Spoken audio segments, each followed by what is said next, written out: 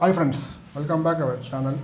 ஒரு மகிழ்ச்சி செய்தி. அதாவது என்னன்னு கேட்டிங்கன்னா, கும்பகோணம் குட் ஷெட் வந்து திருநாகேஸ்வரத்துக்கு வரப்போகிறது.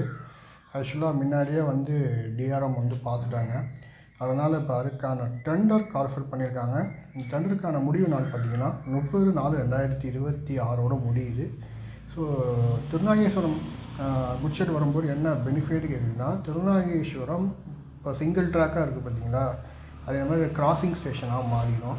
அதனால் அங்கே குட் ஷெட் வரும்போது கும்பகோணத்துக்கு கூடுதல் நடைமேடைகள் அமைக்கப்படும். அதனால் கும்பகோணம் அது ஒரு பெரிய ஒரு அட்வான்டேஜாக போயிடுச்சு. ஏன்னா இப்போ கும்பகோணத்தில் உங்களுக்கு பிளாட்ஃபார்ம் பார்த்திங்கன்னா ஒரு 3 வரைக்கும் தான் கன்சிடர் பண்ணுறாங்க. 4, 5 இதுக்கப்புறம் இன்னும் 3 பிளாட்ஃபார்ம் எக்ஸ்ட்ரா வந்துடும்.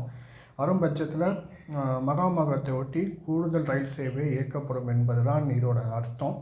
ஸோ அதனால் கும்பகோணத்தில் குட் ஷெட்டை அப்படியே தூக்கி திருநாகேஸ்வரத்தை போட்டாங்க. திருநாகேஸ்வரம் சிங்கிள் ட்ராக் இருக்கிறது அப்படியே டபுள் ட்ராக்கு நிறையா குட் ஷெட்டுக்கு தனியாக கொண்டு வந்துடுவாங்க. ஸோ கிராசிங் ஸ்டேஷனாக மாறிடும். இதனால் இப்போ என்ன பெனிஃபிட்னு கேட்டிங்கன்னா, பாரதியில் கிராசிங் நடக்கிறத திருநாகேஸ்வரத்தில் நடக்கலாம். டபுளிங் வருவதற்கும் இருக்கும் எந்த சம்மந்தமும் கிடையாது. அது தனி, இது தனி. இதையும் நீங்கள் நோட் பண்ணி வச்சுக்கோங்க. அதனால் திருநாகேஸ்வரம் என்பது இப்போ தற்பொழுது சிங்கிள் ட்ராக்காக இருக்குது. விரைவில் டபுள் ட்ராக் மாறிடும். குட் ஷெட் தனியாக கொண்டு வந்துடுவாங்க. இதுக்கான நிலங்கள் ரயில்வே இடம் 20 ஏக்கர் இதுக்கான நிலங்கள் ரயில்வே இடம் உள்ளது.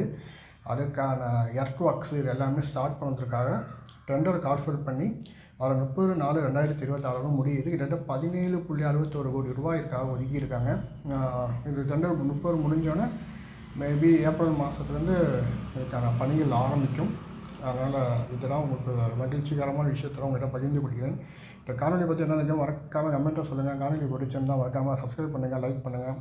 உங்களை அடுத்த ஒரு காணொலியை சந்திக்கிறேன். நன்றி, வணக்கம்.